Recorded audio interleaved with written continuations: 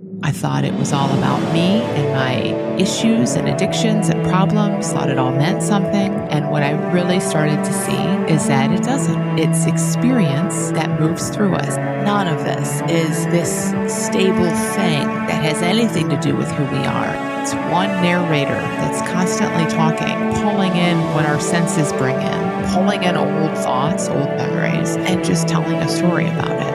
No one on earth has ever been stuck in a feeling forever. Welcome to the Melanie Avalon Biohacking Podcast, where we meet the world's top experts to explore the secrets of health, mindset, longevity, and so much more. Are you ready to take charge of your existence and biohack your life? This show is for you. Please keep in mind, we're not dispensing medical advice and are not responsible for any outcomes you may experience from implementing the tactics lying herein. Are you ready? Let's do this. Welcome back to the Melanie Avalon Biohacking Podcast. I hope everybody had the merriest of holidays and the happiest of New Year's. Hopefully we're all ready for 2020. And this is the perfect episode to start off 2020. I know New Year's often comes with the whole New Year's resolution thing, but in this episode, we're going to look at a whole reframe. Maybe you really can break your habits.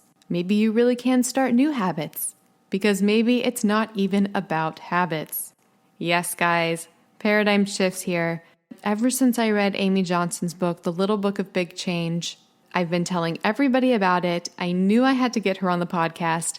And I also knew if I got her on the podcast, she would be the episode to start off the new year. So here it is. I think you'll walk away from this episode so inspired, so renewed, and you might just experience some pretty radical, mind-blowing, life-changing epiphanies about our life, our experiences, our habits, all the things. The show notes for today's episode will be at melanieavalon.com/habits. I am a Himalaya partnered show, and if you follow the Melanie Avalon Biohacking Podcast in the Himalaya app, you'll get early access to the podcast 24 hours in advance, so definitely check that out. Also, please join me in my Facebook community. That is Paleo OMAD Biohackers, Intermittent Fasting plus Real Foods plus Life. We discuss all the things there. Habit change, mindset, health, diet, genetics, anything you'd like to talk about. I would love to see you there. So if one of the big changes you want to make in 2020 involves cleaning up what you're eating, and if you're a meat and seafood fan, guys, I have got the company for you. And they have an amazing, ridiculous offer right now, so this is just perfect timing. I am obsessed with ButcherBox. You guys know this. They provide easy, affordable access to grass-fed, grass-finished beef, heritage breed pork, wild-caught salmon, and free-range organic chicken. They have amazing practices that I adore, that truly support the health of the animals, and as a consequence, their nutritional profile, as well as the environment. They're doing so much for the future of our farming system, and I cannot express more gratitude for them. And by cutting out the middleman, which is the grocery store, and shipping directly to you, they make this all super affordable. And you receive delicious meat and seafood products shipped straight to your door. I am obsessed with them. They taste amazing. I've even got my family hooked on it, and it is hard for me to get my family hooked on anything. And they have an amazing offer right now. This is huge, guys. It's their keto bundle, but you don't have to actually be keto. It's just because you get so much free meat and seafood in this promotion that it's perfect for keto lovers, but anybody else as well. Are you ready? New members can actually receive 2 pounds of wild-caught salmon, 3.5 pounds of pork butt, and 1 pack of bacon, all for free in their first box. Well, let me say that again. 2 pounds of salmon, 3.5 pounds of pork butt, and 1 pack of bacon for free, and something else, I'm not even making this up, you also get $20 off. Around 6 pounds of meat plus $20. So to get that, just go to butcherbox.com/MelanieAvalon and you will get all of that for free. So bring on 2020. One more thing. Did you have a lot of alcohol or wine over the holidays? Did you know that you could have had all of that alcohol or wine with quite possibly no hangovers? True statement. A lot of the hangovers and potential problems of wine comes not from the wine itself, but rather from many of the toxins and additives in wine. We're talking things like pesticides, herbicides, mold, added colors, added texturizers, so many things, you'd be shocked at what can be in your conventional glass of wine. Thankfully, there's a company called Dry Farm Wines. They're the only wine I drink. They are an amazing company doing amazing things. They go throughout Europe and find the wineries practicing organic practices, and then on top of that, they test the wines to make sure they're free of toxins, free of mold, low sugar, low alcohol, and truly supportive of health. Also, due to the dry farming methods, these wines are more likely going to be higher in antioxidants due to something called xenohormesis. I was actually talking with David Sinclair about this, and I got him hooked on dry farm wines. They're awesome, and you can get a bottle for a penny. Yes, a penny. I'm not making this up. Just go to dryfarmwines.com/MelanieAvalon. All right, now enjoy the show. Hi, friends. Welcome back to the show. So I am beyond thrilled to be here today with somebody I've been dying to talk to ever since I read her amazing book that listeners are probably familiar with because I talk about this book all the time, especially on the Intermittent Fasting podcast. But I am here with Amy Johnson, PhD. She is a psychologist, coach, author, and speaker, and she has a groundbreaking approach and honestly paradigm shifting perspective of how habits work in our body and how we can really get freedom from them. And I was going to say embrace willpower, but we'll talk about that.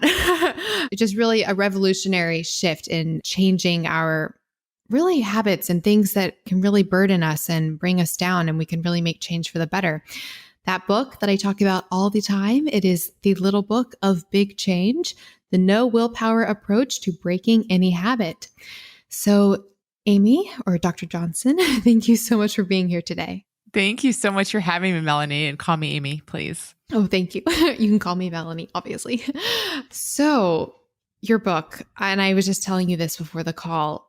So I've read a lot of books on habits because most of us, I think, struggle with habits or behaviors, to different extents. They might be, really intense and really, debilitating in somebody's life, or they might just be small things. But I think all of us do struggle, with behaviors that we would rather not have.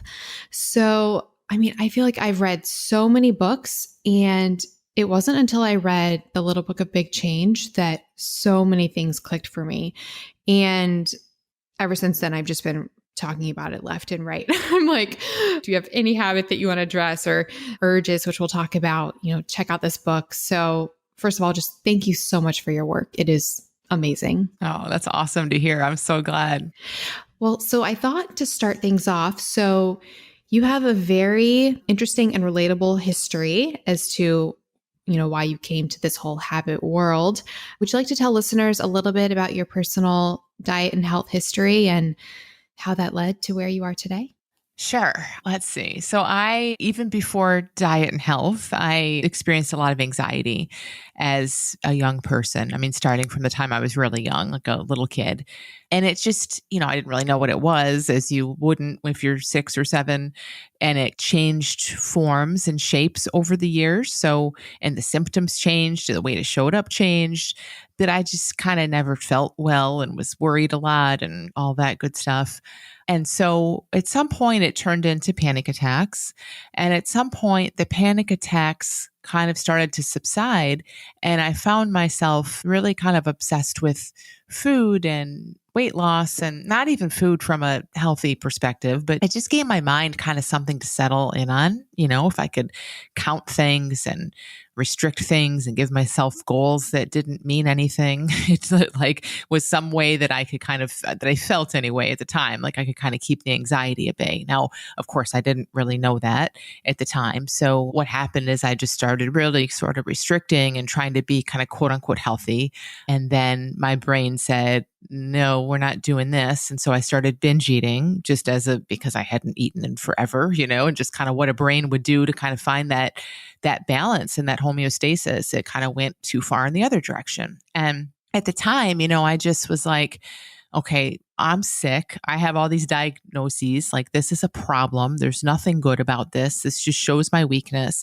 It didn't occur to me then that it had anything to do really, and this is crazy because I was a psychologist at the time, or studying to be one, but it didn't really even occur to me that this had anything to do with the anxiety or anything like that, or that there was much deeper of a place to look. It just looked like wow, now I have this bulimia type thing and it's got a hold on me and I'm a victim to it. And I need to just work my butt off to get it to go away.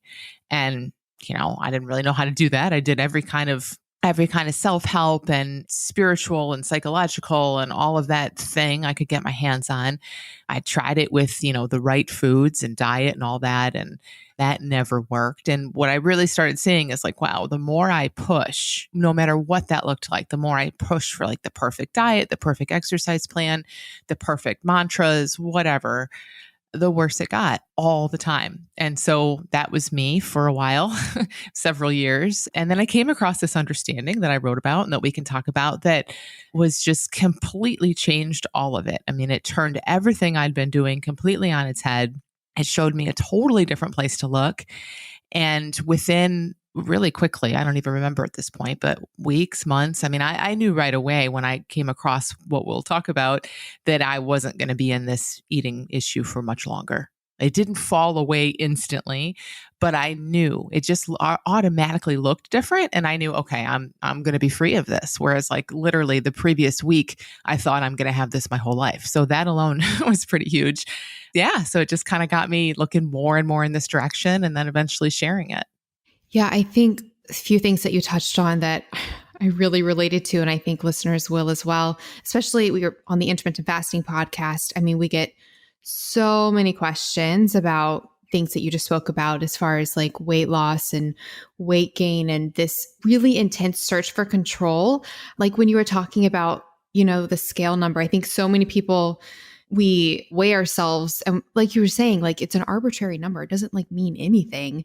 And yet it's just this grasp to have some sort of control in life and deal with, an underlying issue that could better be likely addressed some other way. And then the other thing I was really relating to, and you talk about this in your book, was trying all these different modalities and like, seeing different therapists, maybe it's about your past and maybe it's about this and maybe it's about that. When really maybe there is a solution in the present moment that I'm so excited to talk about that doesn't even require engaging in all of that, even though that may, play a part, which we can discuss. So I feel like we've been teasing it a lot. So what was this paradigm shift that you had when it comes to what was the root cause, at least in perpetuating that anxiety and that behavior that you wanted to be free of? Yeah.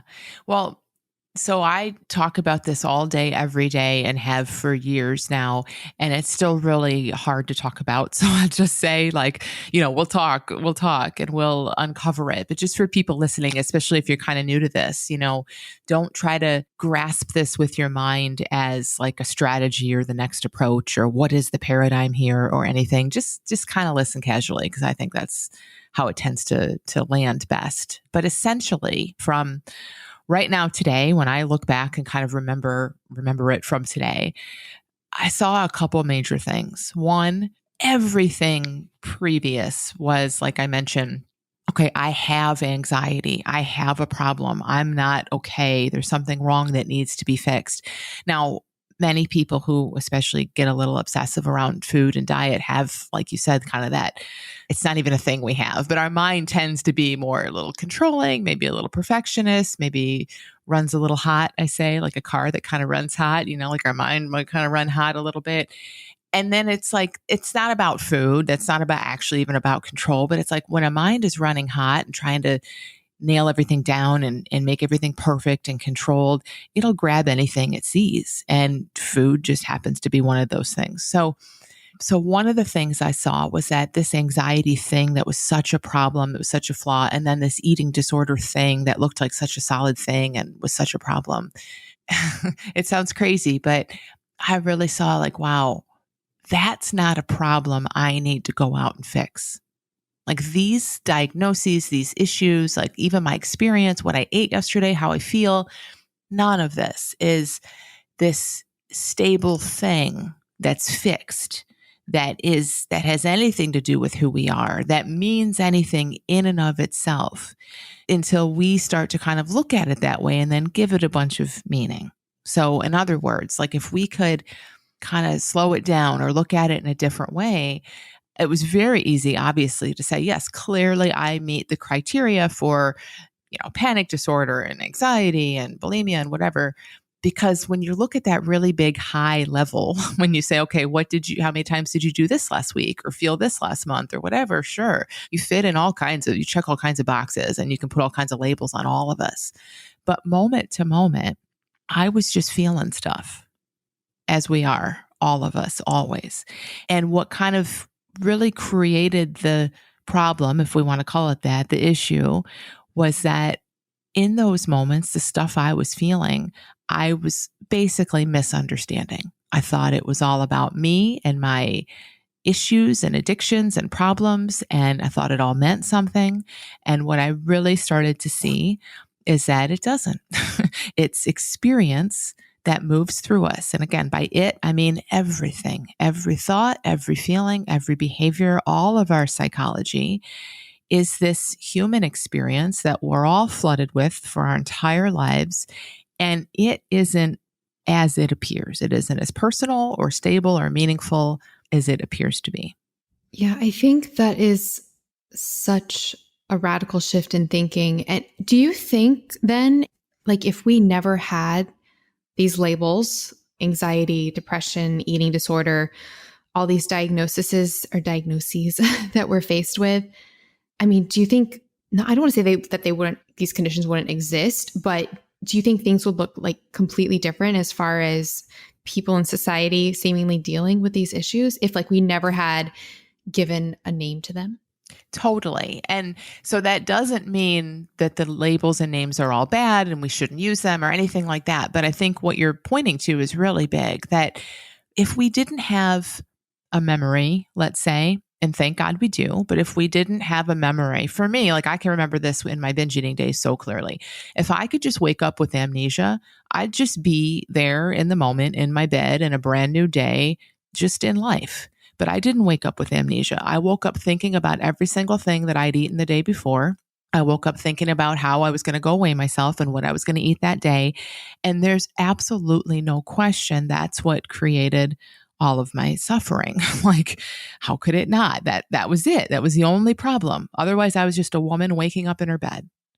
So memory is huge. And then, yes, these labels. And again, I'm not saying they're all bad. They have some great, we need them in some way, but there's a lot we can understand about them. But without this, oh, here's who I am. I'm a person with this issue. I shouldn't feel this way. This is a bad thing. If we didn't have all that, we would just be feeling life and it would just be coming and going as it does all by itself all the time. And we would just be in this flow of life. We would look very much like children who they don't care if they're in a bad mood or a good mood.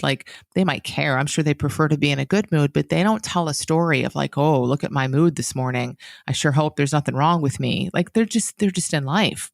They feel everything and they feel it in huge ways, as we know, and it just moves right through them. And we look at them and say, wow, that kid, they're so resilient. They're so lucky, and we have the exact same design. I mean, we don't outgrow that. But the difference is kind of what you're saying. It's our memory, our labels, all the meaning. Our adult mind makes that stuff up, and it's been fed to us by society, obviously, too. But it's made up. It's essentially made up. And when we cling to it and don't realize it's made up and treat those concepts and all those labels as if they're real, it totally creates what we're talking about.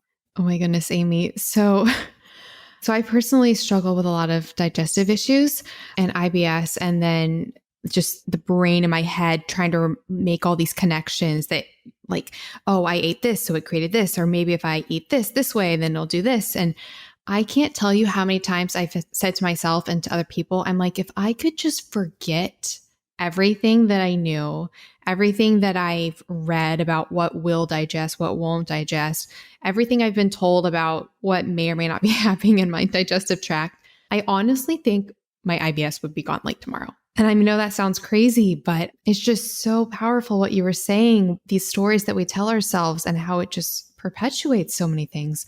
So, I mean, you just talked about do you think, do we truly wake up to a blank slate, like you said? Is all of the things that stay with us, is it really just in our memory and our brain? Or I guess what I'm asking is, do you really think there is the potential in any moment for it to be a blank slate? Or are there things so embedded that we just can't escape them regardless? That's a great question. So, as you were saying that about your IBS, here's the thing. I agree with you. I think if you had no memory and if like your symptoms, let's not even call it IBS, if like the stuff you feel in your body, the sensations that happen in your body that you experience were neutral, if they just were like, oh, this is happening, that's happening. If it wasn't like it shouldn't be, and this hurts and I don't like it, and all the stories and all the fix-its and all that weren't there, you would just be, I mean, either way, you're just in this fluid flow of experience moving through you, but it doesn't feel fluid and it doesn't change that often because your mind is in there giving it all the judgment, right? Should and shouldn't and all that. And then we focus on it and blah, blah, blah. So without all that, I think we'd still feel stuff, obviously, like things would happen and physically just the machine of your body would do whatever it needs to do. But your experience would be 100% different. And the thing that is kind of there beyond the labels and the evaluation and the judgment is what I usually just call wisdom, but we can call it whatever we want. But it's like just even in the physical, let's say, like the form of our body. We're not even talking anything spiritual or anything yet. Like just in the form of our body. I mean, like it's just full of intelligence. There's no, it is an mind-boggling, mind-blowing, like how much intelligence is built in to just our body and how much kind of this natural kind of inclination for it to just sort of fix itself and get through things and move forward and evolve and expand. And the same is true of our mind. Like there's so much wisdom kind of baked into that. So you might wake up and not have all this thinking about what IBS is and what you should do and all that stuff. And you'd feel something and there would be something else there. It's called wisdom. It's like something much deeper than your psychology and your intellect that naturally all the time, even now, moves you toward certain things and away from certain things. So it's like we're kind of being guided through life by the intelligence that is us, by our essence that is us.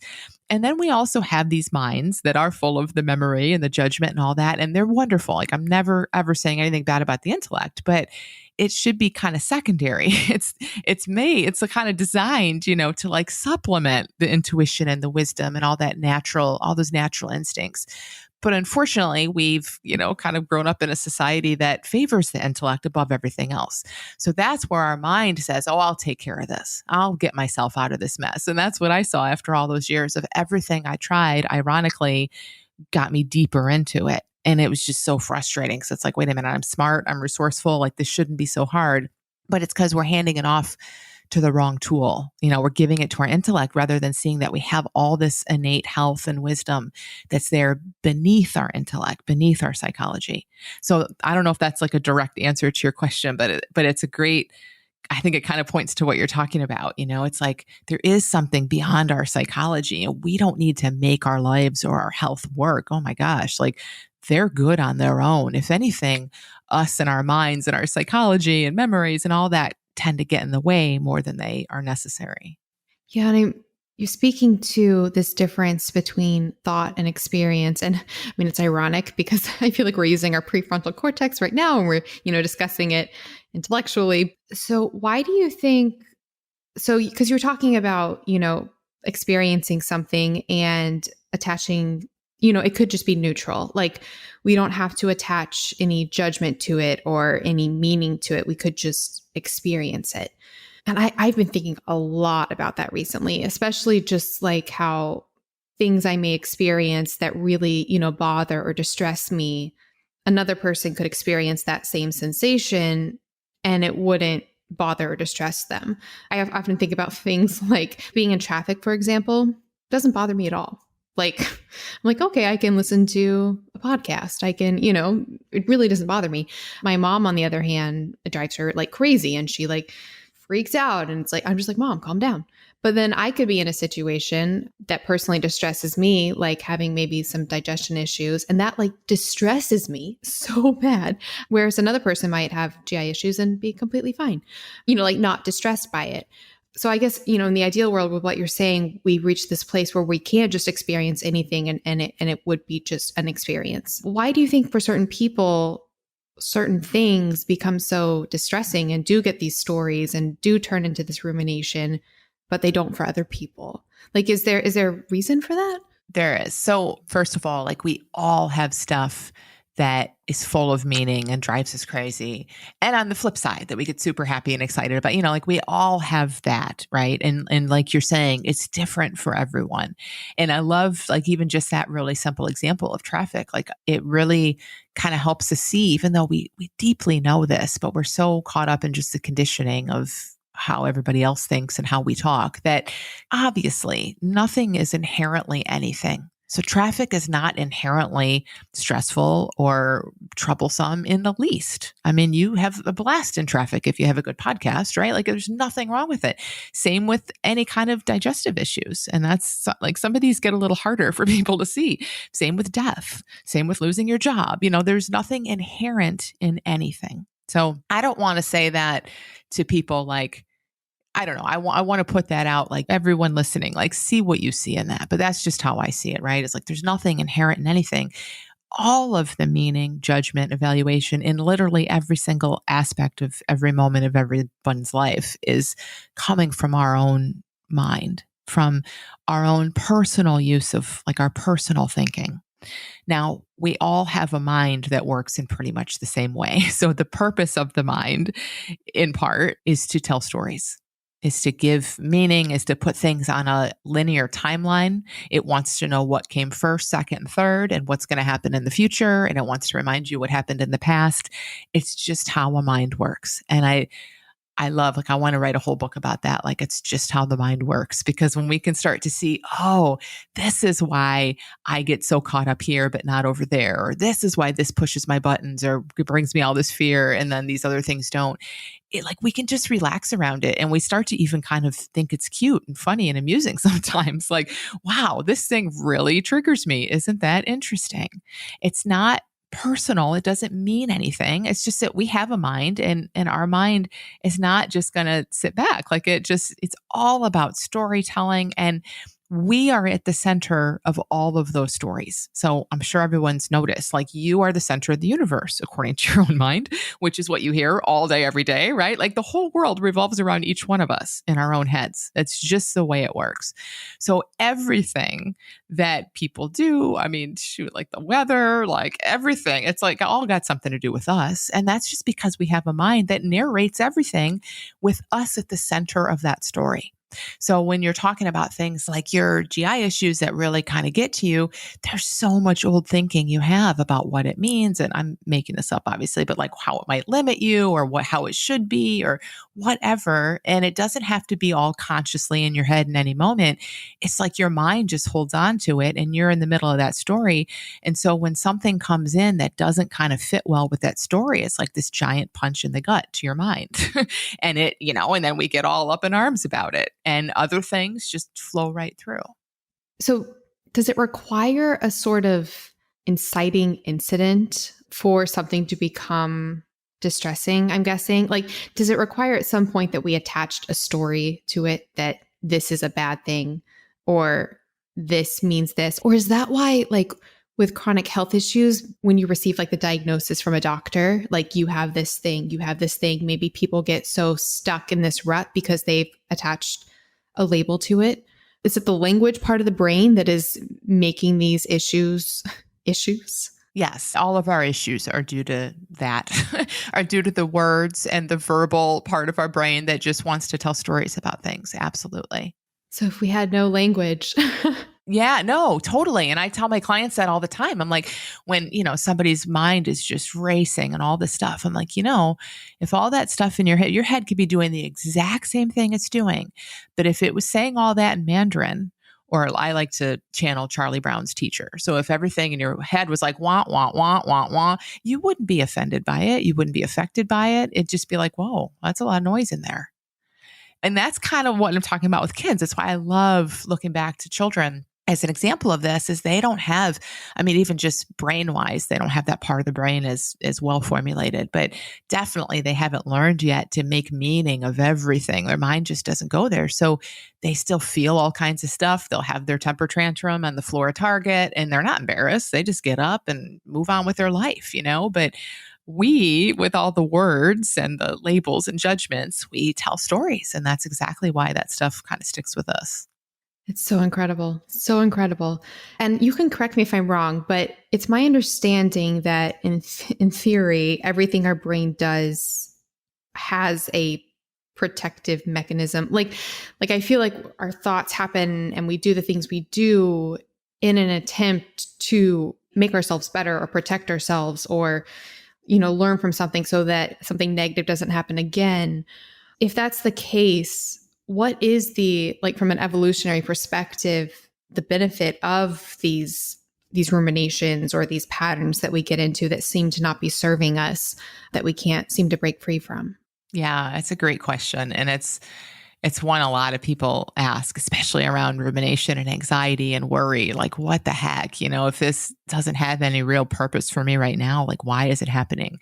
And I think I think you're right that on some level, there's definitely a purpose to all of that. But if we want to look at it really big, it's like the mind's and definitely the brain's kind of ultimate purpose is just keep us alive. So it's designed being very attracted to habits because it has habits like beating our heart and breathing our lungs that it needs to have in order to do its ultimate job, which is to keep us alive. So just on a brain level, people talk about the lower brain and how it's all about survival. I mean, it has to be efficient. It has to work for us for hopefully up to 100 years. And so it doesn't have all the energy. I mean, it has energy, but it's like needs to be efficient and keep us alive. And so it just wants to turn things into habits. And so our mind in a similar way, like, and again, just hold this loosely. I'm not like a brain scientist and I don't want to get in, I don't think it's that important to distinguish mind from brain and any kind of definitions, but everybody kind of knows, there's a brain that's an organ. There's a mind that talks to us all the time. So the mind's kind of purpose, I think, as far as I can see, is to secure some sense of identity, to keep us alive, basically. But it's not really keeping us alive so much as it's like telling these stories. It thinks it's keeping us alive, and it's got us in the center of the story. So there's an Amy, there's a Melanie. These characters are real and there's all kinds of features of them. And the mind has to kind of relate everything to these characters of Amy and Melanie and make sure they're happy and they get what they want so that they can feel good in life and all of that stuff. And it's so complicated. So in a big picture way, like our mind just tells stories and puts everything, again, on some kind of timeline and tries to find some logic in things. And I think what happens is we get really caught up in that. Again, when we don't understand that that's just what our mind does, we believe it. Obviously, it's in our own head. It's talking about us. So we get very tied up in that as if it's reality, as if our mind, our narrator is actually telling us about life. And then certain things, again, when it feels like it threatens our survival in some way or threatens our happiness, we just pay a lot of attention to that. Like, oh no, what if I do get sick? What if I can't work? What if this happens? Or what if that happens? And just again, because the brain is all about habits and paying attention and fight or flight, like when we start to get really worried about something and we give it a ton of attention, it just comes back a lot more. It just does. And then what happens? Because we misunderstand it, we're like, oh, it keeps coming back. Look, this has been here forever. This thought just won't leave me alone. And we kind of think it's even more valid for that reason. So does that make sense? Like it's a very, it's hard to wrap your head around this, but just kind of see the job of kind of the brain and the mind are just to be in service of our survival. And for the mind, it's really in service of what we think we need in order to survive and be happy and all of that kind of stuff as human beings. And so in that way, it'll just grab onto things, especially things that do scare us or that we've paid a lot of attention to. And it just runs away with those, which is not inherently a problem if we understand how it works. But because we tend to not understand how it works because no one told us, we get really caught up in it. I'm so glad that you tied it into the habit concept, which obviously is inevitable given your perspective of this that you were relating, because one thing that you were talking about in the book was the difference between, quote, behavior habits and then, quote, thought habits. And I think people often like behavior habits seem obvious, like, oh, I have this bad habit I want to break. It's this thing I'm doing. It's a habit. But then the thought habits, you were talking about being, those are like, like the mental chatter and things like that we have, more like we were talking about in the beginning with like anxiety and ruminations and things like that. So are those actually all in the same category? Are they all habits? If so, do they also have the same root of the brain just trying to take care of Amy, take care of Melanie? Yeah. Yeah. I mean, I don't really see at the level we're used to looking at them, we could call them all different. And that's what most people do, right? And kind of an old school way of looking at things like, oh, rumination is different than bulimia, then is different than worry, but what we're looking at when we call them all different names is we're just looking at the really superficial part of it, of like how it shows up in the world. And who cares? Because how it shows up in the world is like, so you either ate or you didn't eat or you sat and worried. Well, that just comes and goes. It's just the momentary expression of it. Again, it doesn't feel like that because we're used to looking at that as the thing that matters and giving it all kinds of meaning. But if it doesn't inherently have that meaning, if it's like, oh, I did this, I thought that, I felt this, and it doesn't mean anything about us, and it's always in motion, it's always moving, it's always changing, then how it shows up in the world just isn't all that important in the big picture.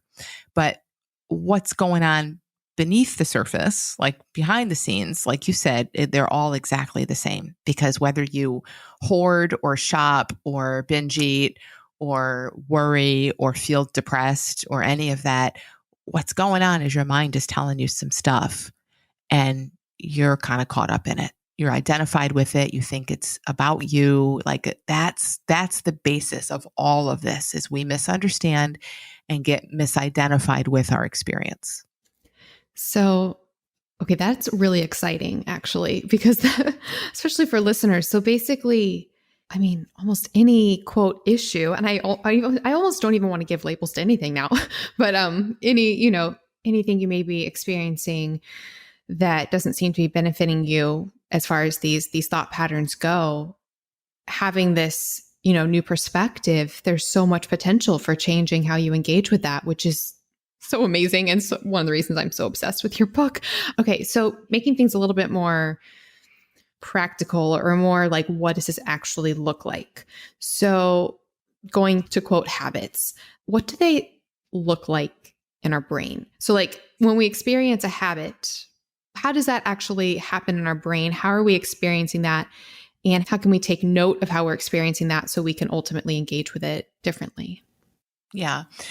Let's start off like really huge and kind of see that all experience. So when I say experience, like let's just say it's thought, feeling, behavior. It's anything. I mean, it's experience. It's anything that it's like our psychological experience, right? It's like we smell something, that's an experience. It's just kind of what's coming to life for us in any given moment. If we look at that and say, okay, all day, every day, our entire lives, from the minute we're born to the minute we die, we have this constant flow of brand new experience. Now, it doesn't seem like it's brand new. I know when when we feel like we're stuck in something, but even in a 5-minute panic attack or a 10-minute binge or something, like your, experience is changing. There's new thoughts, new feelings, like everything's always in motion, always fluid. So I think it's really helpful to kind of just look really huge and just kind of almost stop there and say, hey, all of our experience works in the same way. Just like you're saying, oh, wait a minute, I don't think it makes sense to call out a behavioral habit versus a thought habit versus a feeling habit. You're right, it really doesn't. And it also doesn't really make sense on some level to call out a habit versus something else that we experience. If we look at it, I hope this makes sense. Like if we look at it just moment to moment to moment in life, we are just feeling stuff. The thing, like we said about your IBS and my former bulimia, like if the thing that makes that a thing for us is this giant label and all this thinking we have attached to it. It's not the experience that's moving through us. It's not the sensations and the feelings and all like that just moves through us. That's what it wants to do anyway. And that's what it does. But it's when we come in and give it meaning and think it means something and think it's about us, and then we're trying to change it, that we experience it as recurring and haunting us and being a flaw and all of that. So I'll stop there and we can kind of see, but it's kind of mind blowing sometimes because it's so big and it's so kind of different from what we're used to looking at. But what if an urge and a craving and a thought and a memory and a laugh and a little bit of annoyance and all of that are basically the exact same thing? They don't mean anything about us. It's all experience moving through us. Yeah, it's so big and so mind-blowing, yet so simple at the same time. Yeah, it's so common sense, but it's our mind wants to grab it. And it's like, no, it's not. This is a problem, but no, it is. It's like the answer can't be that easy. And then the mind goes all off. It's like, it's got to be this. It's got to be, it does exactly what we're discussing. It's so simple. I mean, I love that you just said, I think that's just such a huge thing to look at. Life is so, how we work even, it's so incredibly simple, but our minds don't like that. Our minds are we're super smart. They have all these concepts and ideas, and that's just what they do is they kind of complicate things. And again, that's not a problem. It's kind of cool and fun sometimes, especially if we know that that's what your mind is going to do. So I love just that if you're listening and you're like, can't be that simple, or like, no way, or I would have seen this before, because I hear that stuff every single day on my work. Just consider, oh, maybe that's just what a mind says, but what if it is this simple? Hi, friends. I hope you're enjoying this conversation with Amy Johnson. So as we talk about, maybe you don't need to be changing all of your mental ruminations and anxieties and all the things, but rather just changing your perspective of them. That said, there are some actual changes you can make, not on the mental side of things, that can really help brighten up your new year and detoxify your life. I cannot recommend enough cleaning up your skincare routine. Our skin is actually our body's largest organ, and it can provide quick and easy access for toxins to go directly into our bloodstream. Problem. That's why I am so happy, so happy, that I found the company called Beauty Counter. They are amazing, guys. Amazing. They provide high-quality, nourishing skincare and makeup products that are tested to be safe for your skin. Super importantly to me, really, as you guys know, they're even tested to be free of heavy metals, which is huge. On the skincare side of things, they have amazing facial cleansers, lotions, masks, so many products you can use to really brighten up and enhance your skin without worrying about the problematic ingredients lying therein. And what I really love is their makeup. It's amazing, and I can finally feel super good about what I'm putting on my skin. I've actually switched out all of my makeup to Beauty Counter with the exception of foundation because I've been using the same foundation for years and it works for me, and I've researched all the ingredients in that foundation. I know it's non-toxic, but for everything else, I am obsessed. I really love their volumizing mascara. Their velvet eyeshadow palette is amazing. I actually got it for my sister for Christmas. That's how much I love it. The romantic one is gorgeous. It actually convinced me to say goodbye to my Urban Decay night shadows, which I never thought was going to happen. They have amazing lip glosses, lipsticks, eyeliner, so much more. And I do have amazing offers for listeners. You can shop using the link beautycounter.com/MelanieAvalon. That will put you directly in touch with me so I can help you out with any of your orders. And using that link also makes something really magical happen. And if you want to know what that really magical thing is, because I can't actually tell you on the podcast, then definitely get on my healthy skincare email list. That email list is at melanieavalon.com/beautycounter. You'll also receive exclusive access to discounts, giveaways, the latest on the science of skincare, my personal favorite recommendations, and so much more.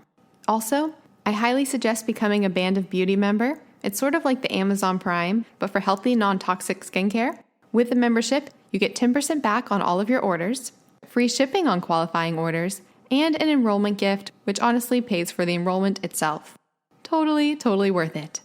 Also, for those of you who are challenged with reactions to foods, I've created an app, Food Sense Guide. It's a searchable catalog of over 300 foods for their various levels of potentially problematic compounds. Things like histamines, oxalates, FODMAPs, gluten, salicylates, whether or not something is a nightshade. I even just added lectins. There is so much in this app, and updated it even more so that you can make personal lists and add your own notes. You can also share and print the list, which is super awesome. I had a lot of requests for that. So yeah, I'm really, really working to keep it current, have all the latest compounds, and really make it work the best for you guys.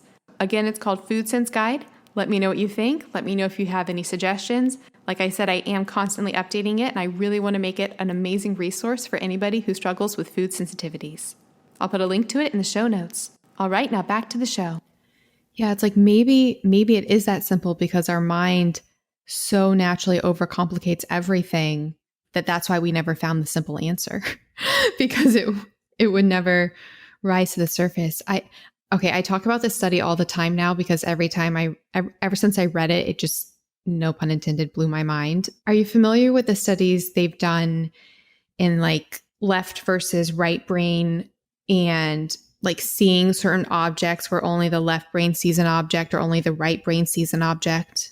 A little, not very familiar. Yeah. So, I mean, they've done a lot of studies on ever since I think it started when they were doing studies on like split brain patients. They wanted to see how splitting the hemispheres of the brain actually affected various behaviors in people. But I won't go into like all the crazy details of the study, but I'll put a link to like some articles in the show notes for listeners. But basically the idea was that when they set people up so that only, because like the language part of our brain is like our left brain, and then the right brain is more of the like the motor control and things like that.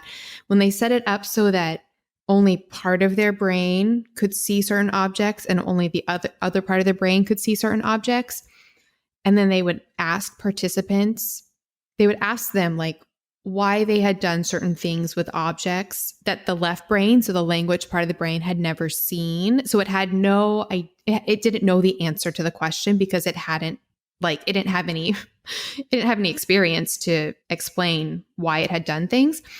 The participants would actually just make up stories that they remembered. Like the language part of the brain would make up memories to explain why things had happened, even though it literally had no idea. And ever since I learned that, I was like, wow. So, because I'm always wondering if, maybe I'm incorrectly interpreting things, or maybe I'm making the wrong judgments. But then once I realized, maybe my brain could literally just be making up things. That was such a paradigm shift for me. I think that is gigantic. Like that is essentially the essence of everything I'm talking about. It's like, if we can see that we have this narrator in our head, our mind or brain, whatever we want to call it, and it does exactly what you just said. It's just constantly making shit up.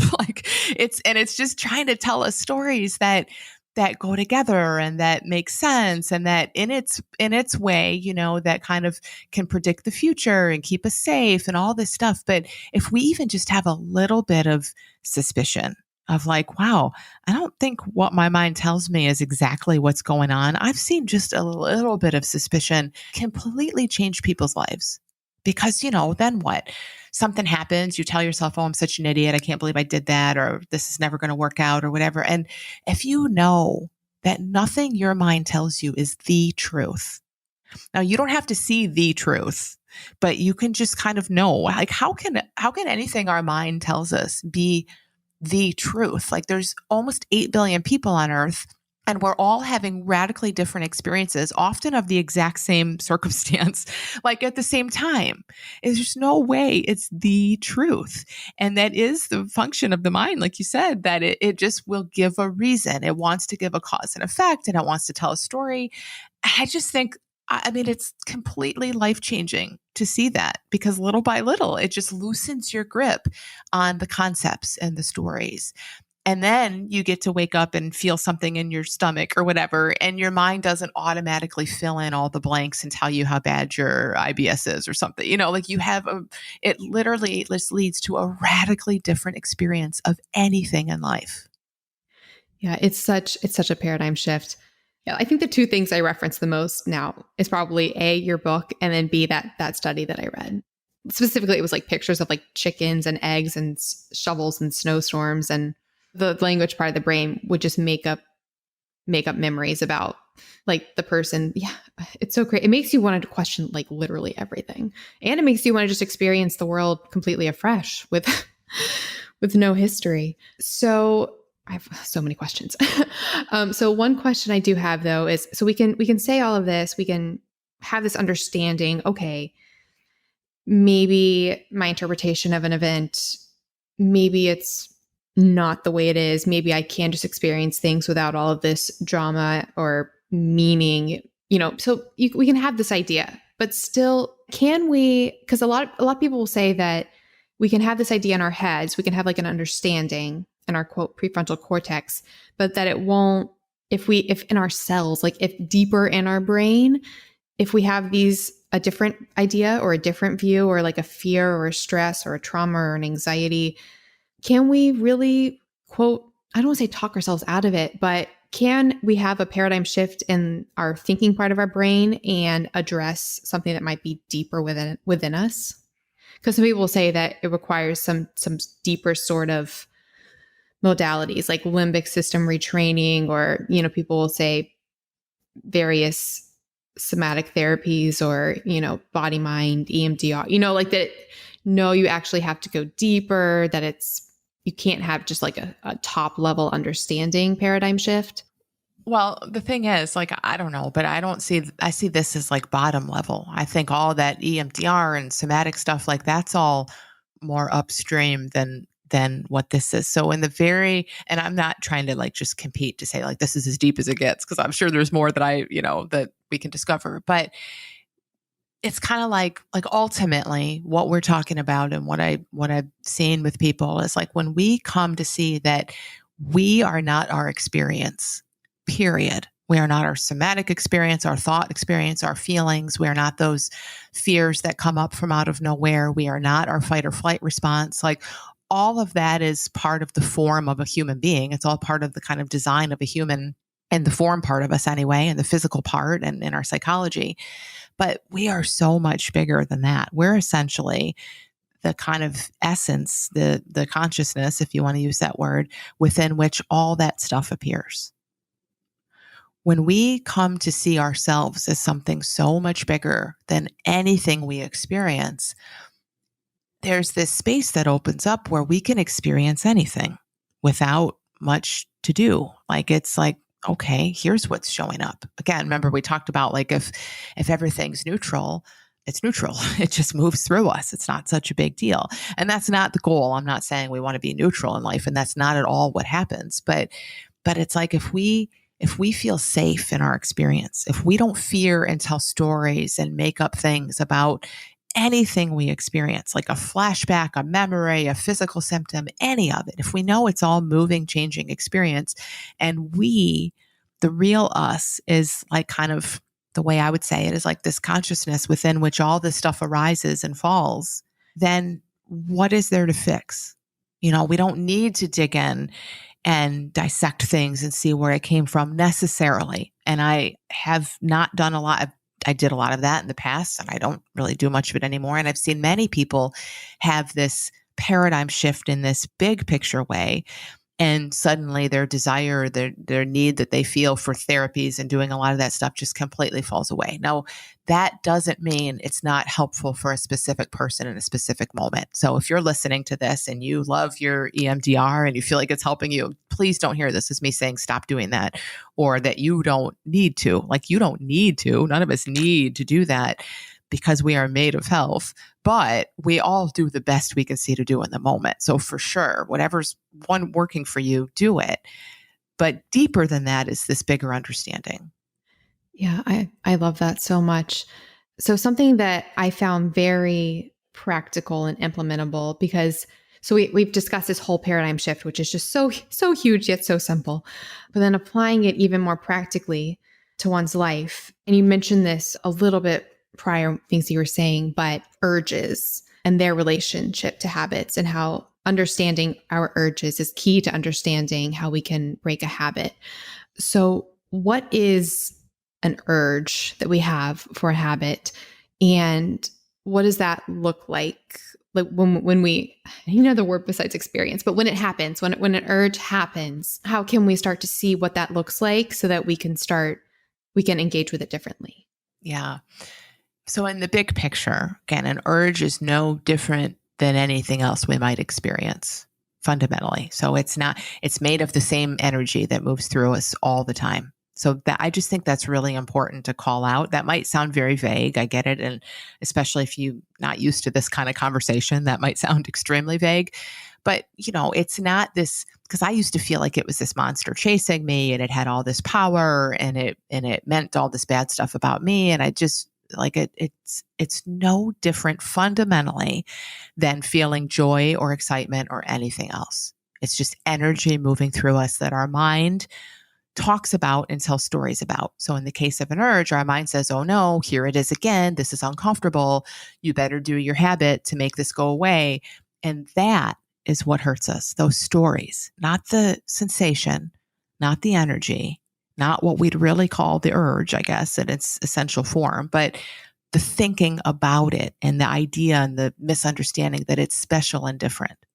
So that's kind of one way of talking about it, very, very like high level, that none of our experience is special or different in that sense. It's just that our mind has all kinds of conditioned thinking about it.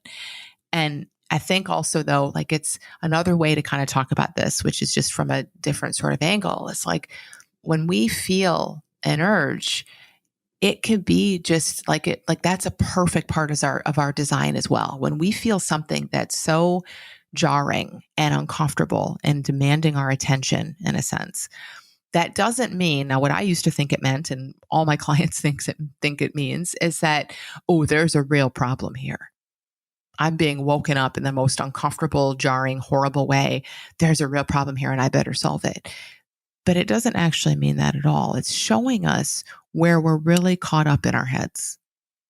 It's basically an alarm system that's showing us, whoa, the mind has taken over big time. You and the character of you in the center of your story, and oh no, and this has to happen, or this isn't going to happen, and all that stuff. Like we are totally misidentified with our thinking in that moment. And feeling is how we kind of wake up to that. That's just how the design is. It's a beautiful design.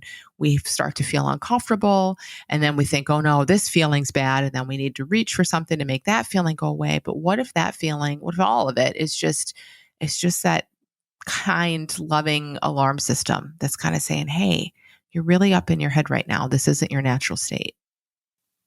Yeah, that was one of the things that really, really stuck with me when you're talking about urges in your book, was this concept that when we engage with the urge, especially an urge that seems to be connected to doing some sort of quote habit that we're trying to break, that it's about, we want to do the habit to make the urge go away rather than to actually engage with the habit. And that was like such a different perspective to me. So it's like, oh, if I have this urge to eat this food, maybe we don't so much want the food as we just want to not have the urge to eat the food. And like you were saying, we're so not used to this, this jarring energy in our head demanding something. So we try to quiet it, or we try to make it stop. It's interesting because on the Intermittent Fasting podcast, I've been recommending your book a lot. And I think one reason people can actually really benefit from intermittent fasting is because it's one way to actually start to hear that voice or that urge. Because if you're, and I'm not trying to make this about intermittent fasting, but just as far as like the paradigm shift goes, because if you, commit to a certain time that you're not going to eat, you start to experience that urge and you realize that you don't have to engage with it. And then you can start hearing it for other things. So ever since I read your book, I started really realizing this voice in my head and like this urge to do things, some being tied to habits that I wanted to break. But then I realized I also had some habits that weren't really like bad, and they weren't even like hurting anybody. So things like picking at my nails, for example. So it's not hurting anybody. And I'm like, oh, I don't have to if I could stop that if I wanted. So I tried an experiment recently where I was like, I'm going to apply this, this work that I've been doing with how I view urges in my head. And I'm going to apply it to, this meaningless habit that is not a big deal, like, picking at my nails. And I realized that voice that was like, pick at your nail now, it started getting more intense and more dire. And I was like, this is weird. Because the other thing that I really struggle with is like, I'll get really sorry, I'm making this really personal, but just so I can show how this may look like practically for people. I often struggle with cravings for one food specifically, which is cashews. Maybe it's the story in my head that makes me not digest it well, which that is quite a possibility. But for me right now, they always seem to create digestive issues. So that's something that I like to address. And like I experience the urge to eat it and I can like apply it to that. So I tried applying that mental technique to this picking up my nail situation. And I was so surprised because the urge to do it got more intense and more intense. And I was like, this is so weird. And I started realizing that it was, in a way, the same voice in my head that would tell me to like eat some cashews, or like the same voice that would tell me to do other things. And I was like, wow, it was just such a paradigm shift to realize that these intense desires for things, or these habits, that they really do possibly come from the same simple root urge or concept or energy in our body, and that we don't have to have all this meaning attached to it, and we don't have to engage with it. Sorry, that was such a long story, but I was just so shocked to have the exact same reaction in my head to something I thought like wasn't a big deal. Yeah. Well, it is all the same though. I mean, it's so cool. You're totally right. There's one narrator in there. It's never about the nails or the cashews or anything. It's never about the habit. It's never about anything out there. It's one narrator that's constantly talking and then pulling in what our senses bring in, what we're seeing and smelling and what's around us and whatever, like pulling in old thoughts, old memories, and just telling a story about it. And so when we do experience these urges in the moment to engage with these habits, does it require willpower to not engage with them? Because I think that's what a lot of people might be thinking right now. They're like, okay, so this urge is not me, and that's great. I cannot have identity attached to it. That's great. I cannot have drama. So I'm just going to have to use willpower to not engage. Why might that not be the best approach? Well, if we really see, and even by really see, I mean even just like a fraction of a percent. If we really start to get a feel for the fact that we all just have a narrator in our head that talks about stuff, and that it's not demanding what like it does. It's not about what it's demanding. The stories are not as they appear. Like we have everything we need. When our mind is quiet, no one has a craving or an urge for anything. We need nothing at all. When our mind is quiet, we are completely at peace, at ease, and there is nothing needed or wanted. When we really start to see things at that level, you just start to see, oh, so every time it looks like I need something or want something or a little habitual thought's coming up, it's just our psychology. That does it. Like that's, I mean, and it's huge. Again, this is another one that's like, that can sound so simple that people will not hear that at all. But eventually they will. Like that is gigantic. When we really start to see that for what it is, it wouldn't even make sense to use willpower to overcome something or fight something or talk ourselves out of something, because it's all made up to begin with. It's like talking yourself out of being afraid of the shadow on the wall that looks like a monster. When you're 3, you might need to do that. When you're 33, hopefully you know what a shadow is, and you're not going to sit there and talk yourself out of, oh, it's not going to get you. It's over there in the corner. Like, you know what it is. So that's what we're going for here. Like, and it's huge. In the big picture, it changes every aspect of your life. It's like seeing that what our mind talks about is not the way it is. So like in your cashew example, this is really kind of big, but like, do you even like them? You might think you do. You have the experience of liking them perhaps, but just to kind of consider this, like, what if this whole thing of like, ooh, cashews, they sound good. Oh, can't have them. Like you're kind of onto, like you said, right? Like that's all just this big story. There's nothing about the stupid nuts that have any power over you that you even love or don't love or anything. They're just matter. There's nothing to them. But our psychology is so big and we're in the middle of it, and with so much, it's all brought to life in such a way that we get so wrapped up in it. I'm like just sitting here thinking, I'm like, but I love cashews. And then I'm like, but do I? Like, oh my goodness, if you could hear the dialogue in my voice right now. See, sorry, let me just say, because this is huge. I love this topic too, of like preferences and stuff too. Like you have the experience of loving them, but I think even bigger than that is why. Like, where's that experience coming from? So I had the experience of loving all my old binge foods, and even though they made me sick 2 seconds later, but what is that about? I mean, I think in large part, no, I'm not. Again, don't. Like, I'm not saying you hate cashews or that you're neutral about cashews, or I'm sure you enjoy them to some extent, but it is really fascinating to see how our mind tells us what we like and what we don't like. I mean, my son, who's 7, like, he'd convinced himself that he hates cinnamon rolls, and he had never had a cinnamon roll in his life. He had never eaten one. And he's like, but he's super picky eater. Like he just tells us what he likes and doesn't like before he's tried any of it. So he's like, no, I don't like those. I don't like them. We're like, are you sure? I don't think you've had one before. He took like a little quarter of a cinnamon roll taste, and you could see his body just like melt. He's like, oh my God, but then he's like, I don't really like it. Like he's trying so hard to keep his idea of it. But like our mind tells us what we like and don't like. And when you have all this thinking about anything, it's like we do experience that, but it's more conditioning than like I don't know, again, just play with this for yourselves and kind of see, it's more conditioning, I suspect, than any kind of true preference or true liking.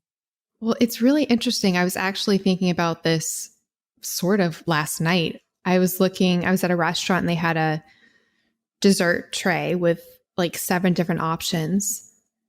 And in my head, I was like, well, obviously everybody would want the red velvet cake because that's just obviously the best. And then like one person picked like a cannoli. And in my head, I was like, who likes cannoli? Like that's not even. And then I started thinking about like what you're talking about, like what is a preference? What is a like? What does determine that? So yeah, when you start thinking about things, you really do realize what we're saying, like the stories about everything. And preferences are like tied, especially food preferences and stuff. They're so tied to old memories. And, it's why, like, especially now around the holidays, people eat stuff they would never normally eat because it's tradition, or because like grandma fed you fruitcake and now you eat it and, you think you like it or whatever. What you're liking is the thoughts that come up. That's all, because that's what we feel is thought. So what you're liking is the thought, much more so, I think, than the food. So are you liking how it makes you feel? No, you're liking the story your mind's creating around it. I guess we see that so obviously in, studies on rodents or people as well, like who have habits, and you start experience, the dopamine release before even engaging in the behavior. It's just the idea of it that creates that response that seems so pleasurable. So I'm trying to make this like really practical for listeners. I'm actually going to air this purposely the closest date to the new year. So start the new year with this new perspective. So let's say that somebody has a habit, like, I'm not going to do the cashews because that seems very specific to me, but let's say somebody's trying to break a habit like snacking on candy for their health. So that's why they want to change that. So when they experience the urge to have the candy, so like in that moment, so they just try to realize, okay, this is an experience. I don't have to engage. I don't have to have the candy. Practically, what should they do at that moment? Yeah. So I'll tell you ideally what they might see in that moment. But the thing kind of about this too is it's a much bigger exploration than a strategy for in the moment. So all the time, of course, people say, well, what do I do in the moment when I want the candy? It's not a strategy. So there's nothing I can say like, do this in the moment and that's going to help. But what tends to happen, and again, this is so hard for us to get our heads around, is like I enter into these conversations every day with people who are trying to break habits. And we're not even talking about what to do when the candy hits quite yet. We're talking about the kind of stuff we've been talking about so far, right? Like who we are and how our experience works. And as people kind of come to see more and more deeply, like, oh, my mind is just a machine. Like it works like a machine. It just goes on repeat. That's why that's all around these habits, right? And it's very conditioned, and it tells me stories, and it says, I love candy and I always have candy at 4:00 and all this stuff. And I deserve the candy and it's not so harmful and all that stuff. Like people come to see all that stuff in their head that we can turn into Charlie Brown's teacher voice and it would mean nothing, but because of the words and the labels and all that, like it feels meaning. They come to see that as like, oh, there's my mind going on the candy thing again. So automatically, like before we get to even what do you do in this moment? Like just by kind of exploring some of this, like things just look different. And often it's things you can't predict, like all the time, the candy thing still looks like a thing, but then maybe like their relationship is totally different or other things fall away because again, this all applies to everything. So already it's like the battle with the candy. They're seeing in this example, like they're seeing, okay, it's nothing I have to fight. It's not, and it's just my mind on repeat. How do I know? I might not even like the candy as much as I think I do. So that kind of helps a ton. That goes a really, really long way, sometimes all the way. And then, in a moment, what can you do? Well, we can only do whatever we can see to do in that moment. But often how things start showing up for us in that moment is kind of some of the stuff you said, right? Like, oh, look at that. Isn't that interesting? It's not like I need candy now so much as, oh, look at my mind starting to talk about the candy. Oh, kind of like just like you said with the intermittent fasting, like how your mind's like, oh, yep, I decided I wasn't going to eat until 1:00. Here it is 11. Look there goes my mind telling me I need food right now. But you see that for what it is more and more. So there's space for that. So you can feel it and it doesn't feel as gripping and it doesn't really occur to you to fight it because it's like, oh, I see this. It comes, it goes. It's not me. So it's very much kind of what you described. And I had that experience myself starting intermittent fasting over the summer where I was like, wow, this is amazing for what I teach. Is that, like you said, exactly. It's like we just get that experience of feeling stuff come up, sometimes louder than ever. But you come to know more and more of what it is. And it just requires less of an attack in the moment because you see it and you experience it differently. Yeah, it's such a paradigm shift. And like one thing you talked about in the book was that while we are experiencing them, like these urges, that eventually they will go away, which is also very freeing because I think it can feel like if you don't engage in the habit that makes the urge seemingly go away, that it will never go away. But you were saying, no, eventually it will go away. Do you think there's like a benefit to, because I know so something that I've heard before people will do is like, they'll like actually time it to like show that after a certain amount of time has passed that it changed. I don't know if you see any benefit to that at all.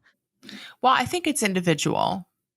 I think what you're saying is so beneficial to see in the big picture. Like we've never, ever, no one on earth has ever been stuck in a feeling forever, ever.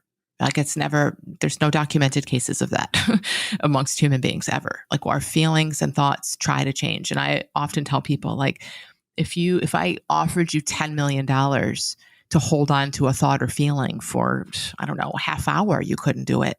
Your mind wanders, feelings change. Like it's just the way they work. They're like weather, right? Like weather changes. We don't get to hold it in place.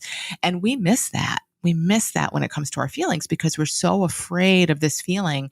We're staring at it and we're like, see, I'm staring at it. It's not changing. But it's not changing because we're staring at it. So happy you brought up the weather. That was actually one of the things that really, really resonated with me was when you said that like our true nature, our self is like the sky and that it's not affected by the weather, that the weather changes, but the weather doesn't actually touch the sky.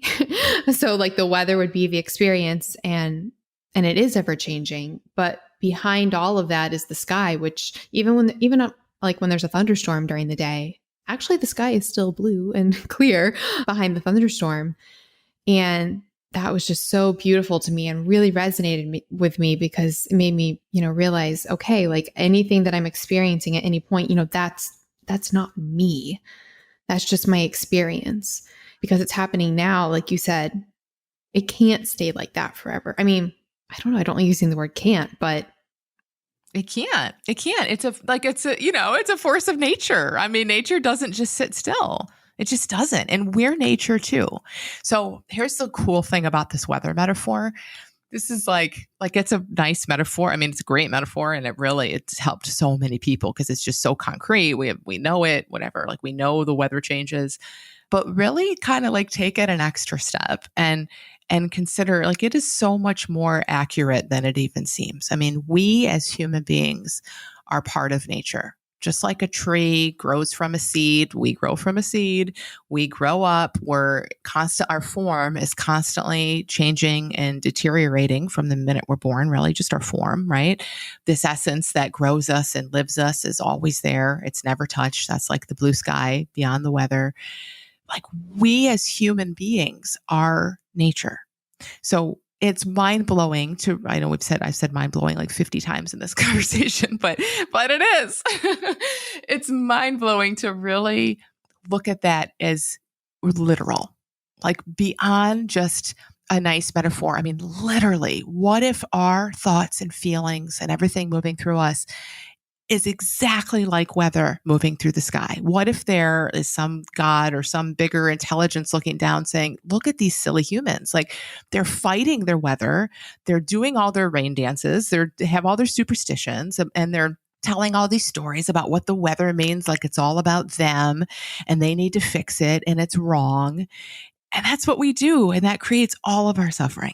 So if we could really kind of see our experience, and I don't know that we ever really will, because that's pretty huge, but really, really just even 1% more, that our psychological experience is a lot closer to the weather than we even see that it is, like how it operates. I think it's just amazing. it's so incredible. And reminds me of another study I read where they had participants, like they put them in a room and they told them that if there was like some buttons or something. And they told them if they hit the buttons in a certain order, that a light would come on. I don't know if you've heard read this one before, but so the participants would go in and they would hit certain buttons in certain orders. And sometimes the light would come on and sometimes it wouldn't. They said at the end, every single participant walked out of the room, like convinced they had come up with the exact pattern needed to turn on the light. And like everyone was convinced. I think they said like one of them thought that she had to like stand on a chair and hit things in a certain order. But really there was like no pattern. Like there was no pattern to it. It was just completely random about if the light would turn on or off. But it just goes back to, what you're saying, that like, I was thinking you're talking about like, we do the rain dance and we think if we do all this stuff that we can, it's all this, I guess, desperate search to try to control, like you said, the weather, when really it's just an experience. It's not something that needs to be controlled or needs to be changed or needs to be, I don't know. I'm just having a lot of epiphanies. Right. It can't make us happy or sad it's not inherently good or bad anyway. So it's like, if you know this about the outside sky weather, like, yeah, sometimes it rains, sometimes it's sunny, sometimes it's hot, sometimes it's cold, but we've all managed. Now, people like to complain about the weather and talk about it a lot, but for the most part, we've all managed to just live a life and say, yep, there's this stuff called weather that's totally uncontrollable and inconsistent, but we just live with it and we go on with our lives. Like, what if we had a fraction of that for our own experience? Yeah, sometimes I wake up in a bad mood. Sometimes I'm in a good mood. Sometimes I feel this. Sometimes I feel that. And none of it's me. And none of it has to be good or bad or otherwise. It's like, it's just the variety of life. Yeah, like even continuing with the weather analogy, like I adore, and Jen and I, my co-host on the Intermittent fasting podcast, we talk about this a lot, but like I adore freezing cold temperatures. Like I love it. Where do you live? Well, I guess it's not even freezing. Right now I'm in Atlanta. It's not freezing cold. Basically, I like it when it's really cold. Whereas Jen loves like summer and heat. And I kind of dread heat. So like, I guess anybody can have any reaction. And that's literally the weather. Having a reaction to it as enjoying it or not enjoying it. But okay, you use the word like good mood or bad mood. I think that, I don't know, because that ties in so much into the idea of language, because I think if we put a label of like, oh, I'm in a good mood or, oh, I'm in a bad mood, even that itself, the idea of being in a mood seems to put us into a sustained state of experiencing an emotion that we have to keep experiencing, if that makes sense, compared to just adding an adjective like I am happy or I am upset or I am this. Is that too much? Is that like storytelling? So rather we should say, well, I think we're going to, it's just what humans do, right? And there's it's not a bad thing, but what you're saying is also absolutely true. So once we get into the adjectives and the good and bad and all that, that's our mind doing that. Now, like to kind of just get along in the world and be able to relate to other humans, we kind of need to do that to some extent. But the beauty in it is that if we see something about that and we see that we don't need to trust our mind so much, we get to have those conversations and tell somebody, oh yeah, I had a tough afternoon, or that was a boring meeting or whatever. And we kind of secretly know, oh yeah, my mind just gave that to it. Does that make sense? Like we kind of get the best of both worlds, because really we live at both levels. I mean, the ultimate truth of it is there are no labels and we're just feeling energy moving through us. And it's also true as human beings that we experience things that our mind will always call good, bad, moods, all that other stuff. Hi, friends. So if you're enjoying this conversation with Amy Johnson, and if the things we're discussing are really resonating with you, you definitely want to consider her online school. It's called The Little School of Big Change. It's her flagship course, and it's how Amy personally supports people these days. It's a much elaborated and an in-depth walkthrough of the understandings and concepts shared in the book. She leads it as a 6-week course twice a year, and the next class begins March 2nd, and you can pre-enroll and save big on that enrollment. If you do it today, you will save a ton. Okay, here's why. Amy is doing something amazing for my listeners. If you use the code Avalon20, you'll get 20% off of that price. But wait, it gets even better. Through Friday, January 3rd, which is today, so you have to jump on this today if you want this special offer. She's actually reducing the base rate by 33%. So if you sign up today, yes, today, you'll get 33% off. Plus, if you use my coupon code Avalon20, you'll get an additional 20% off. So many savings. And after Friday, you can still pre-enroll and you can still use that code Avalon20 and get 20%. But if you want that additional 33%, definitely sign up now. And that 6-week online course can truly be life-changing. And I love that it's online because you can really make it a part of your routine for 6 weeks, do it from your home, and truly cultivate a new perspective of experience. And I'll put all this information in the show notes. All right, now back to the show. Bringing it still again back to the habit concept, but some people might feel like they're stuck in a rut of engaging in some sort of behavior pattern, be it an actual, I shouldn't use the word actual, but be it a behavior habit or a thought habit. Does it matter the length of time that they've been seemingly stuck in this rut as far as to how, quote, quickly they could stop engaging in that pattern? Because I mean, some people, might say, yeah, that's other people, but I've been struggling with this issue for 5 years. So I can't just make change tomorrow. Like it's going to take longer. Does it have to take longer? No.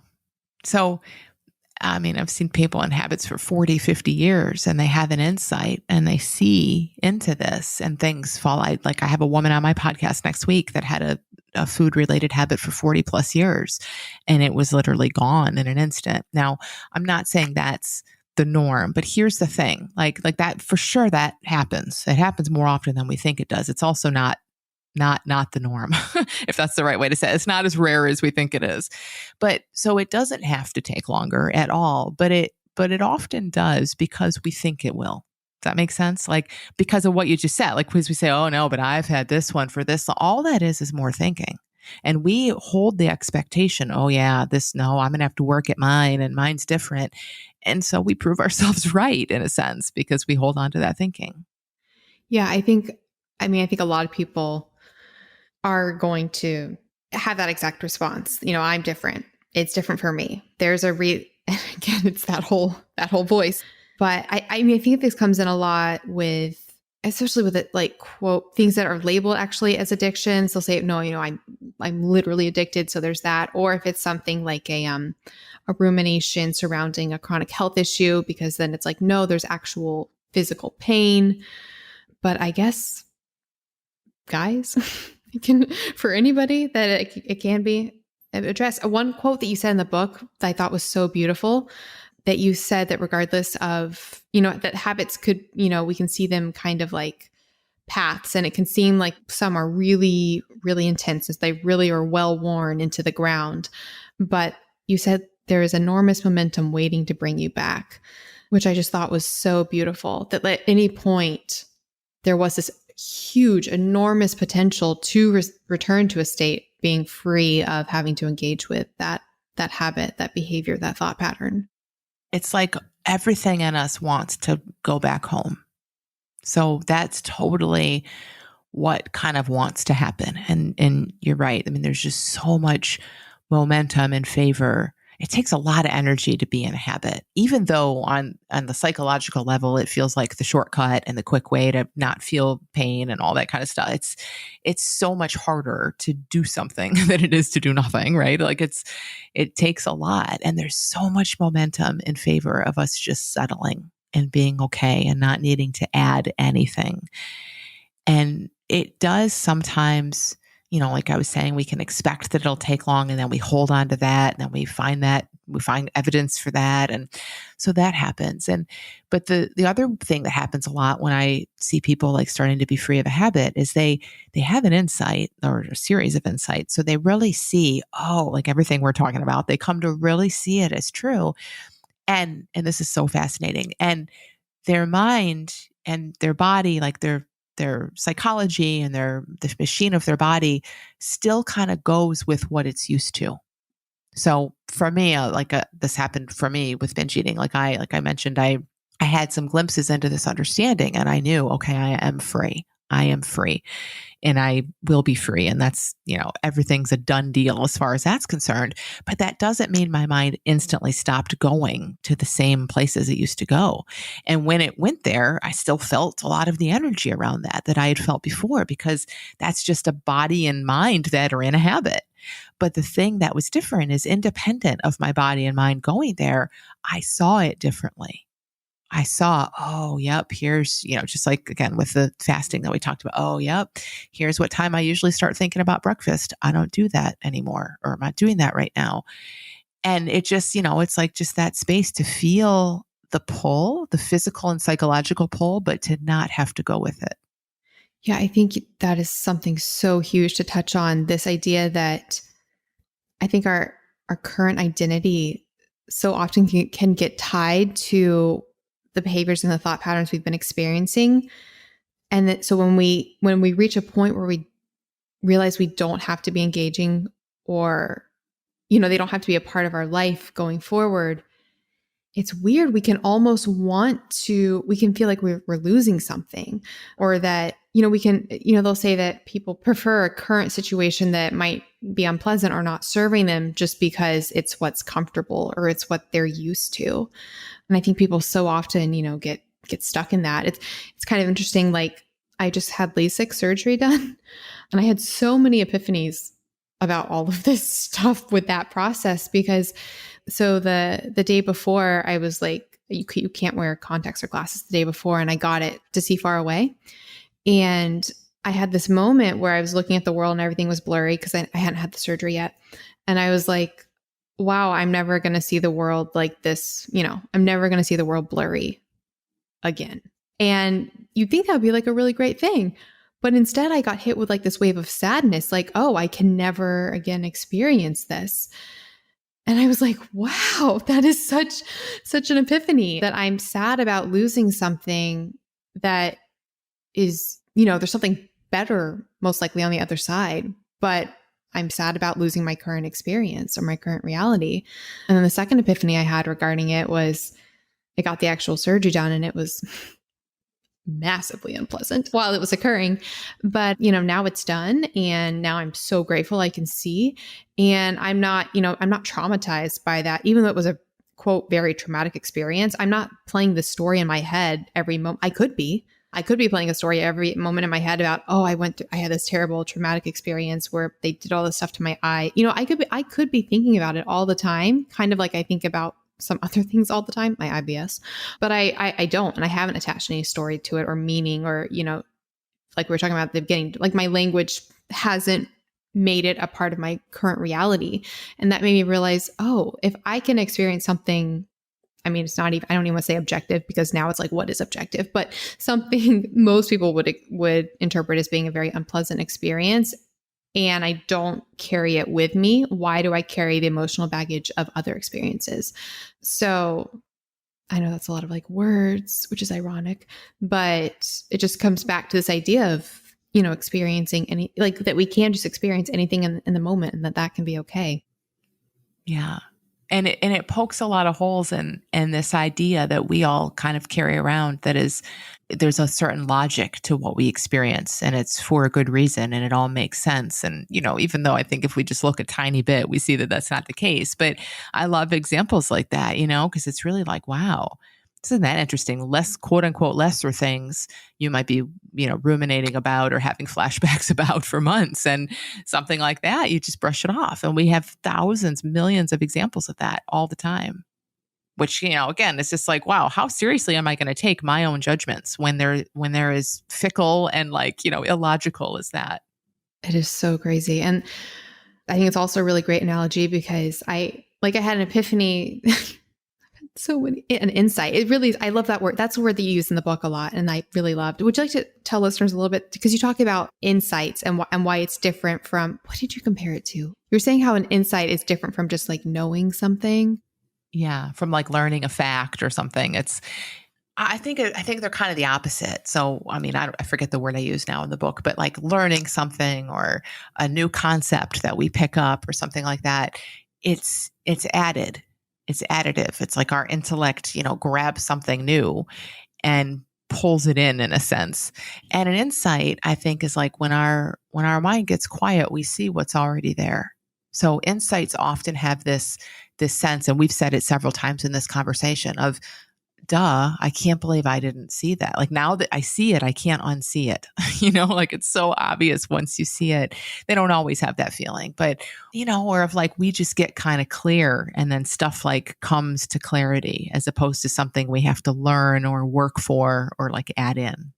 It reminds me, I think, the end of The Wizard of Oz with Dorothy, realizing that the answer, was in her own backyard all along.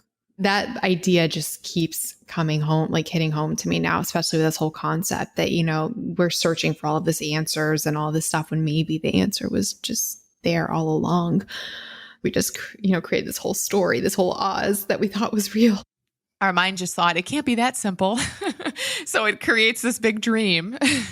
So one other question, or one other thing you talk about though, is, so say somebody does has this insight, reaches this new point of being free from these habits, like, specifically with you, now I'm like bristling every time I use labels, but binge eating or eating disorders, or if somebody has, smoking habit, or, whatever habit they may be struggling with, there's always this fear of setbacks. Like, what if I fall back into it? What if it comes back? Is that something that we should even be afraid of, or how should we view setbacks? Well, I think it's, again, like if we see that our mind and our body they have a lot of momentum in favor of habits, like they are habitual machines for good reason to keep us alive.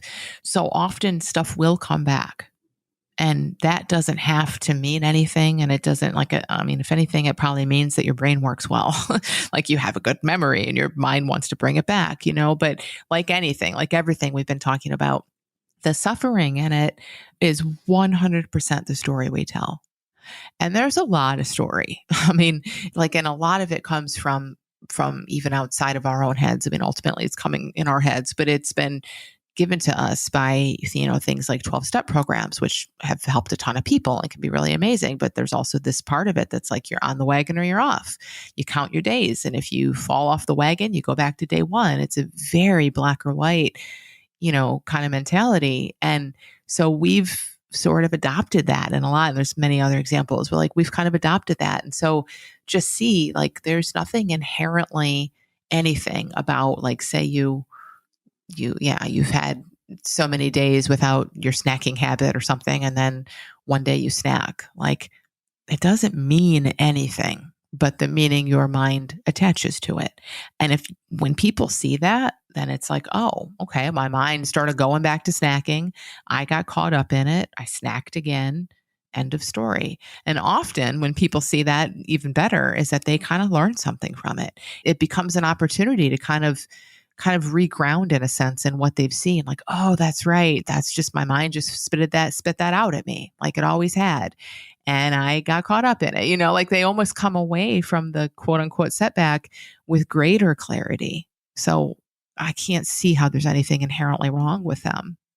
So not to create a very specific potential problem, but I do think what a lot of people might experience with that idea, which is so freeing and so incredible. But what about what if people have that idea and then they're like, oh, using that as an excuse to further engage, with something they don't want to do. Because then it's like, oh, well, this can be a learning experience, or it's fine if I do this again because it's meaningless. So might as well, that whole voice. Yeah. So that definitely happens, right? Because our mind gets in there and wants to have it its way, and it'll tell stories like that. But the thing is, I think we know on some level, and especially over time, when we're doing that, when we're using, eventually it's it doesn't feel good. That's not freedom at all to say, oh, well, I guess, setbacks happen. I guess I'll just do it again. Or, oh, no big deal. Maybe it'll happen 10 more times this week. That doesn't feel good. That doesn't feel anything like the freedom that we had from seeing that we are in our experience. And that, so there's this beautiful kind of feedback mechanism that's always happening when we feel further away from home.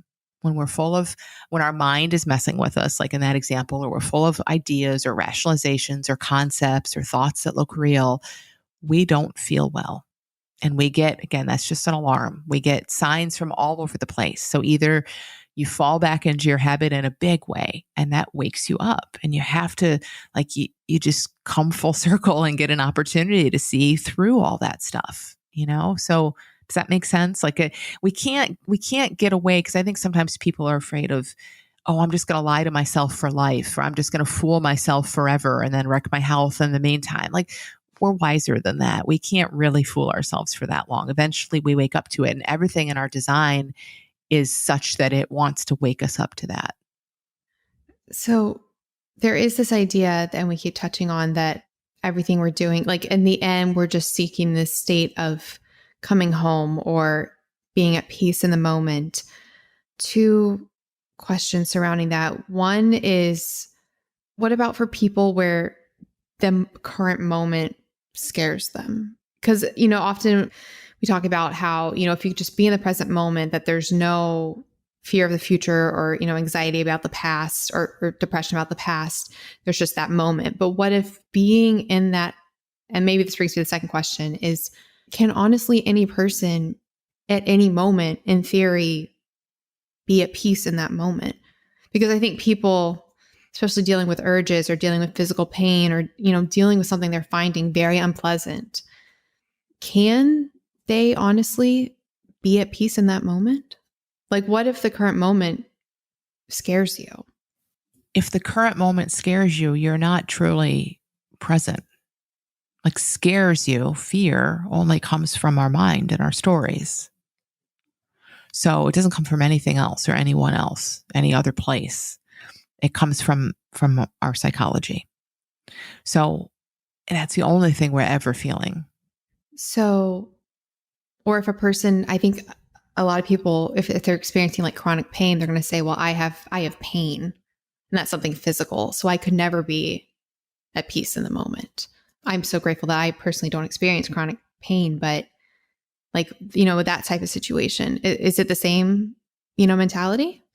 Yes, because I'm grateful that I don't experience it also, but I have worked, a lot of people in my community do. And our experience of pain, it comes to us from thought. Now, that doesn't mean stuff's not happening in your body, and it doesn't mean you can think your way out of it. I'm not saying any of that, but every one of us knows, chronic pain or not, that when let's just use something very not chronic, like you stub your toe, like when you're focused on it and you're like, oh my gosh, I can't believe I did that. And you're like in it, it's a totally different experience than if you get distracted from that. We've all felt pain somewhat more or less in the background.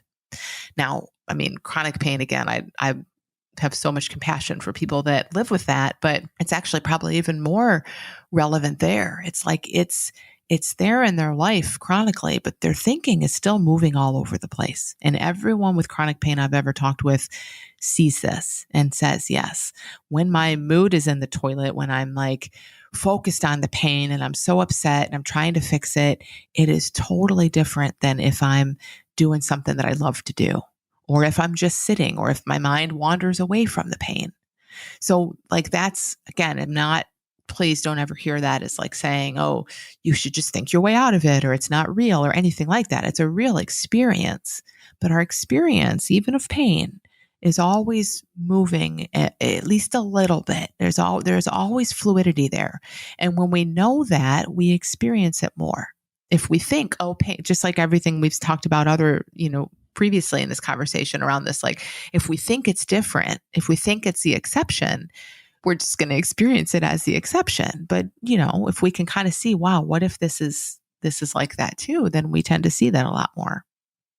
So like for the exception, you're saying if we see chronic pain as the exception? Yeah. Or any kind of health issue. Like if someone says, oh, well, everything she's saying is great, but I have chronic pain, or I have this health issue, and that's different. It's, we're just going to experience it as different if that's what we believe about it. And if we're not kind of willing to be open to maybe it isn't. So even pain is coming, our experience of pain is coming to us moment to moment by thinking.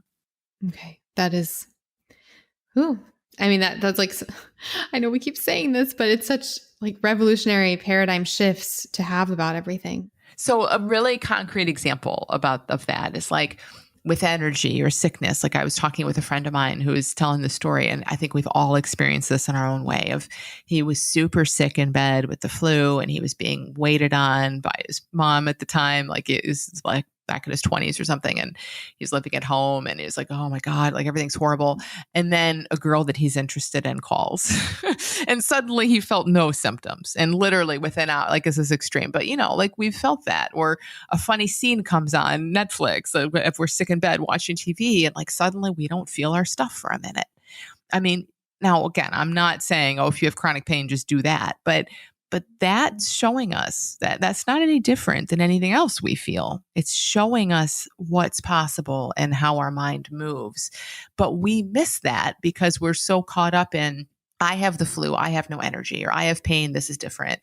And then we just experience what we expect. It's so great. It's insane. I mean, I've even heard like it been posited, things like chronic fatigue, for example, is just, this buildup of, that it's mostly not it's all in your head, but it's mostly like all of this mental, stress and rumination, and just not having the energy because you don't believe you have the energy because of, all of this mental stress and chatter and everything. I'm not trying to like give medical advice or anything. I'm just trying to put forward paradigm shifts, new ways of looking at things. So this is actually perfect, coming to the last question I ask every single guest on this podcast. And it does tie into something that you discuss in your book. And that is, well, you talk about the role of love and gratitude and how engaging with that can be so beneficial for addressing habits and urges and changing how we experience the world. So I was wondering if you'd like to touch briefly on that. And then I have like my one, like really, really quick last question that relates to that. Yeah. What I think is so fascinating about love and gratitude from this paradigm is, again, we can practice them and we can foster them and all of that. And that's wonderful. But we can also kind of see that they are what's there by default. That blew my mind to kind of hear this initially. Like, we are full of love and gratitude every single moment of our entire lives, but it gets covered by the weather. So it's basically like the blue sky, right? So it's not that we're lacking in connectedness or love or gratitude or any of that. It's just that we're sometimes thinking over it. And then we're staring at the clouds being like, why is this cloud here? I want my gratitude back. And the gratitude's right there. It's just that the moving clouds are in front of it. So I love talking about that. So I just think that's such a cool thing to kind of leave people with, like, just consider. And again, we've all felt this. We've all felt moments where nothing in particular happens. Nobody in particular is in front of us or anything like that. And our mind just falls quiet, and what we find waiting there for us is tons of gratitude. I never really thought about that, but it's so true that oftentimes when you do reach that point of just silence or just peace, there is this feeling of overwhelming love and gratitude. And it does feel like maybe it was there all along, that it was just hard to experience because of all of these other things. So, wow. Well, thank you so much. The last question I ask every single guest on this podcast, and it's just because I realized how important gratitude is for everything. So what is something, Amy, that you're grateful for? Oh my gosh, I'm grateful for so much. My daughter's birthday is tomorrow, so I'm very much thinking of all that. She's turning 10, and I'm just so grateful for my family. So grateful that I have 2 healthy, happy kids and an amazing marriage, and really grateful that I stumbled upon this paradigm that we're talking about, and that I get to spend my day talking about this kind of stuff with people like you. It's just, I can't even imagine. In my wildest dreams years ago, I could not even have imagined that it would be like this. So super grateful. Well, thank you so much, Amy. I am overwhelmingly grateful for your work, everything that you're doing. It is such a wonder, and it is helping so many people. And I'm just so grateful for you. Amy does have a wonderful gift for our listeners, and I'll put a link to it in the show notes, but she is actually providing the introduction and chapter 1 of her book that I keep talking about, The Little Book of Big Change. So I will put a link to that in the show notes. Again, the show notes for this episode will be at melaniavalon.com/habits. And I'll put links to everything there. And in addition to that, Amy, how can people best follow your work, stay in touch if they want to know more? What are the best links for all of that? My main website is dramyjohnson.com, just dramyjohnson.com. I have a podcast, and there's all kinds of free content there. And the main way that I share this paradigm is through my online school and community. It's called the Little School of Big Change, but there's links to all of that on my website. Awesome. So I will put links to all of that in the show notes. And thank you so much for being here, for everything that you're doing. This was absolutely, we'll say it one last time, mind-blowing, wonderful, paradigm shifting. Someone's going to have a fun game like counting how many times we say mind-blowing. I know. I know. And then on top of that, all the irony of that, of course, it's our language, us talking about all of this, but I think it'll be very revolutionary for a lot of people. So thank you so much. I know it has been for me. So thank you. Oh, thank you so much for having me. It was great to talk with you. All right. I'll talk to you later. Thanks. Bye. Bye.